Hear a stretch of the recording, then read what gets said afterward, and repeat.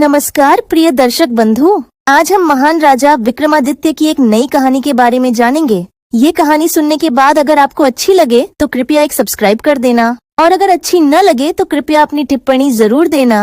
चलिए कहानी को शुरू करते हैं। राजा विक्रमादित्य अपनी न्यायप्रियता, वीरता और बुद्धिमत्ता के लिए पूरे राज्य में प्रसिद्ध थे।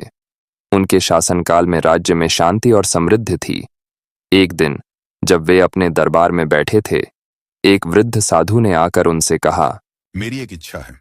मैंने बहुत जगह भटक कर एक जादुई दर्पण का पता लगाया है जो सच्चाई को प्रकट करता है, परंतु उसे प्राप्त करना अत्यंत कठिन है। अगर आप वह दर्पण ला सकें तो इससे पूरे राज्य की भलाई हो सकती है। विक्रमादित्य को साधु की बात पर विश्वास हो गया। उन्होंने उसी क्षण उस जादुई दर्पण को लाने का निश्चय किया और अपने सेनापति से सेना तैयार करने को कहा। परंतु साधु ने कहा, आज यह कार्य अकेले ही करना होगा। यह दर्पण केवल बहादुरी और विवेक से पाया जा सकता है।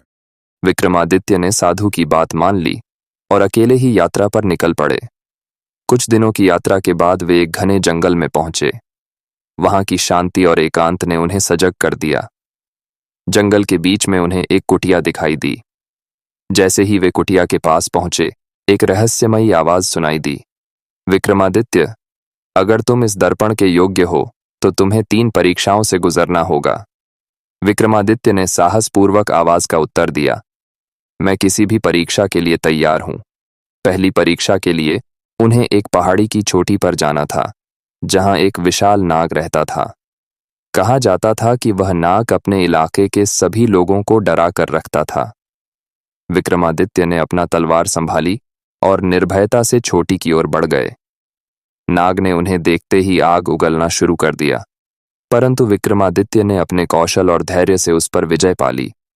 नाग ने हार मानते हुए कहा, महाराज, आप योग्य हैं। यह रही आपकी पहली परीक्षा की सफलता। नाग ने उन्हें एक शंख दिया और कहा कि यह उनके मार्ग में सहायक होगा। दूसरी परीक्षा के लिए उन्हें एक गहरे अंधेरे गुफा में जाना था।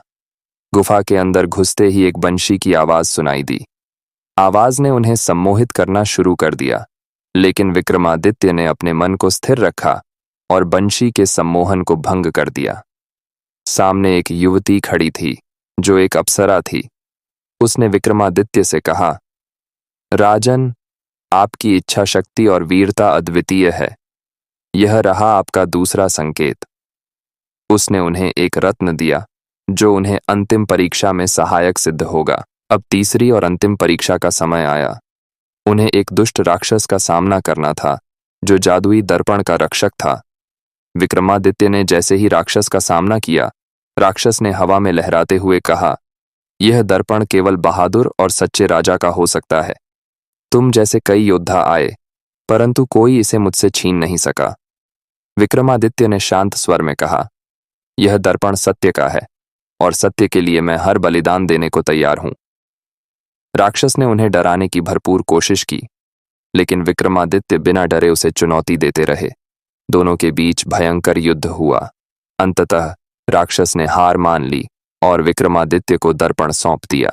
उसने कहा, तुम्हारी वीरता और सत्यनिष्ठा ने तुम्हें इस दर्पण का सच्चा हकदार बना दिया है।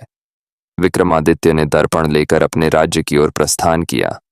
राज्य में पहुंचकर उन्होंने दर्पण को अपने दरबार में रखा। जब भी किसी विवाद का हल करना होता, दर्पण सच्चाई प्रकट कर देता। धीरे धीरे उनके राज्य में अन्याय और झूठ समाप्त होने लगा। इस प्रकार राजा विक्रमादित्य ने अपनी बुद्धिमत्ता और साहस से न केवल जादुई दर्पण प्राप्त किया, बल्कि अपने राज्य में सच्चाई और न्याय का दीपक प्रज्वलित किया।